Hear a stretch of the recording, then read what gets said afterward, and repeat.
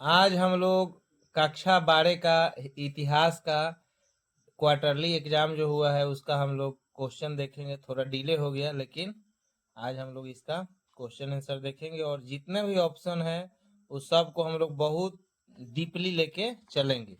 तो चलिए देखते हैं। सबसे धमाकेदार सीरीज यूट्यूब के इतिहास में पहली बार क्वार्टरली एग्जाम का हम लोग सीरीज देख रहे हैं।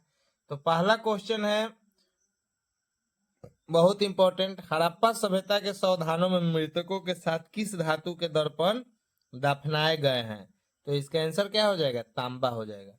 अगला जो क्वेश्चन है, हड़प्पा सभ्यता में लघु पात्रों को बनाने के लिए निम्नलिखित में से किस सामग्री का उपयोग किया जाता था जिन्हें संभवतः विलासिता की वस्तुएं माना जाता था? तो कौन सा वस्तु था?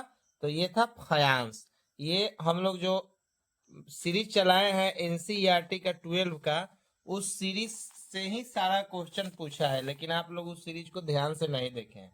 चलिए अगला क्वेश्चन देखते हैं। निम्नलिखित में से कौन से पत्थर से हड़प्पाई मुहर बनाई गई है? तो इसका सीधा आंसर हो जाएगा सेल खड़ी। सेल खड़ी पत्थर जो क्या था कि बहुत नरम पत्थर होता था जिस पर जटिल नक्काशी किया जाता था, इसलिए ये सिंधु घाटी सभ्यता का बहुत महत्वपूर्ण और बहुत इंपॉर्टेंट पत्थर था। अगला क्वेश्चन हम लोग देखते हैं कि निम्नलिखित में से कौन सी वस्तु प्रायः हड़प्पाई मुहर पर अंकित होती थी?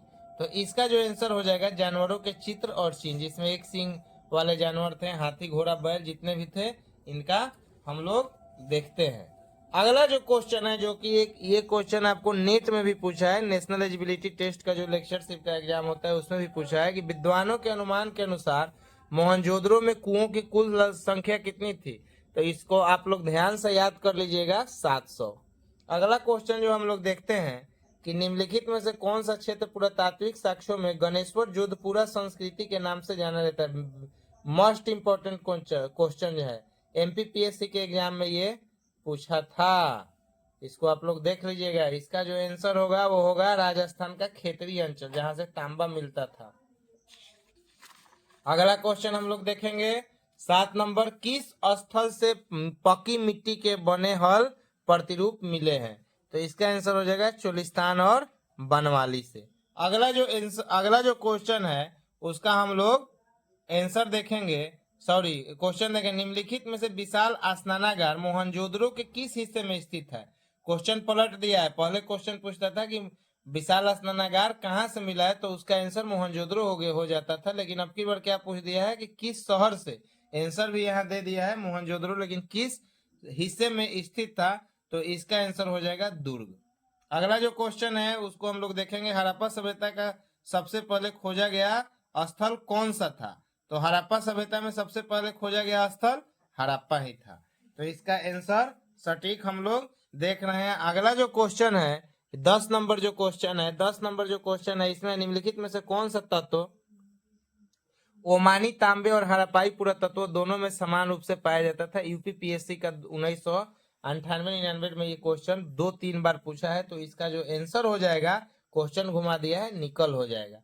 अगला जो क्वेश्चन है, निम्नलिखित में से कौन सा पूरा स्तर कार्निलियन पत्थर की प्राप्ति का मुख्य स्रोत था? तो इसका आंसर हो जाएगा लोथल। लोथल बहुत इंपॉर्टेंट स्थल है, इसको आप लोग याद कर लीजिएगा। अगला क्वेश्चन है, निम्नलिखित में से कौन सी उपाधि मोहनजोदड़ो से मिली एक प्रसिद्ध पत्थर की मूर्ति को दी गई थी? तो इसका आंसर हो गया था पुरोहित राजा। बहुत ही सिंपल क्वेश्चन है और जितना हम लोग सीरीज चलाए हैं सारा क्वेश्चन वहीं से पूछा है। अगला क्वेश्चन हम लोग देखते हैं, निम्नलिखित में से कौन सा स्रोत अलेक्जेंडर कनिंघम के पुरातात्विक अन्वेषणों का मुख्य मार्गदर्शक था?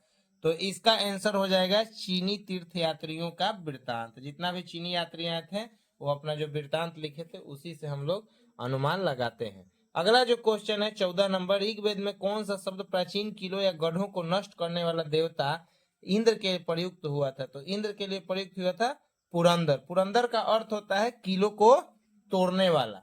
अगला जो क्वेश्चन होता है, निम्नलिखित में से कौन सा पुरातात्विक मोहनजोदड़ो में नरसंहार के मिथक पर सवाल उठाता है और उसे खारिज करता है?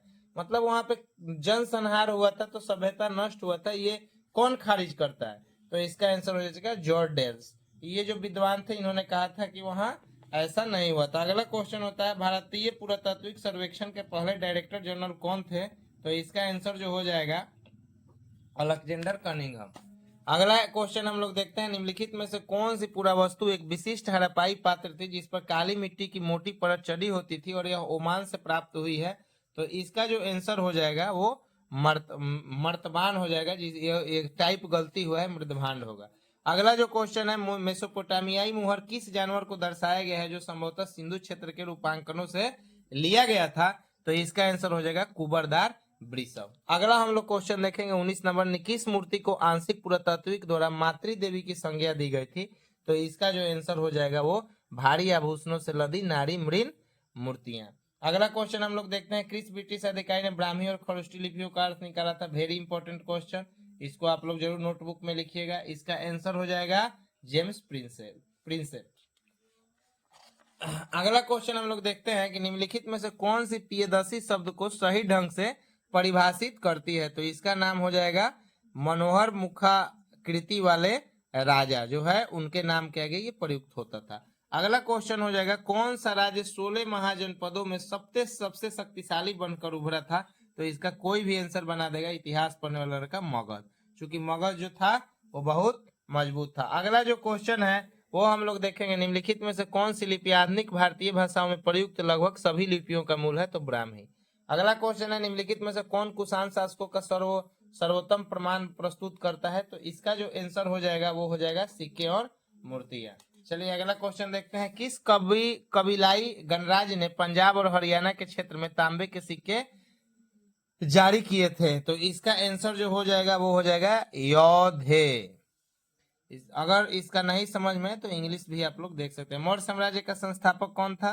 तो ये तो बहुत इजी क्वेश्चन है, कौन था? चंद्रगुप्त मौर्य। नंद वंश को समाप्त करके घानानंद को हरा के बना था। अगला जो क्वेश्चन हम लोग देखते हैं कि अशोक ने धम्म संदेश फैलाने के लिए किस अधिकारी को नियुक्त किया था? तो इसका आंसर हो जाएगा धम्म महामात्र। ये जो क्वेश्चन है बीपीएससी के एग्जाम में भी पूछा था। अगला जो क्वेश्चन है हम लोग देखते हैं, निम्नलिखित में से कौन से शासकों ने स्वयं को देवपुत्र की उपाधि से सम्मानित किया गया था? तो इसका जो आंसर हो जाएगा कुषाण। अगला क्वेश्चन है, निम्नलिखित में से कौन प्रयाग प्रशस्ति मुख्य विषय है? तो इसका सीधा हो जाएगा समुद्रगुप्त की प्रशंसा।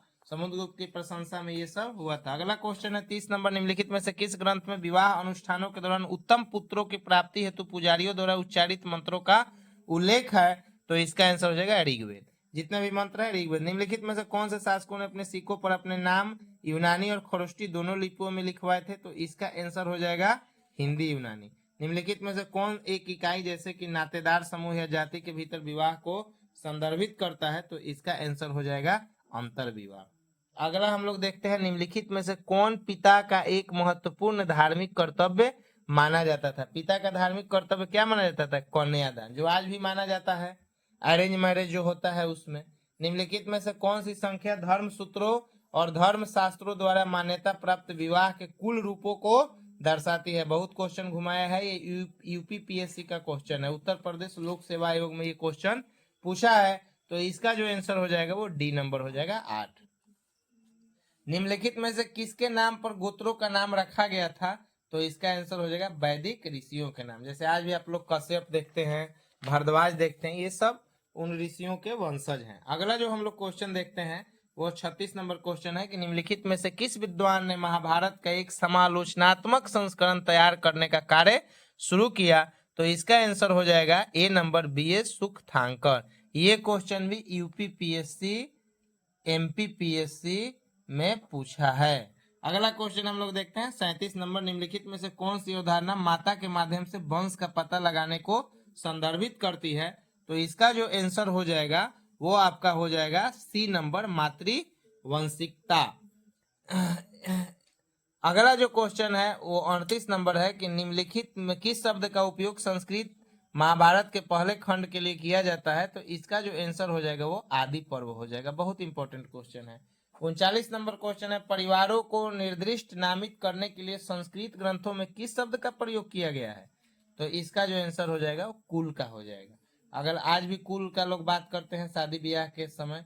निम्न में से कौन सा मार्ग अशोक द्वारा कलिंग विजय के पश्चात गहन अध्ययन और उपदेश के लिए अपनाया गया था? तो इसका जो आंसर हो जाएगा वो धम्म हो जाएगा।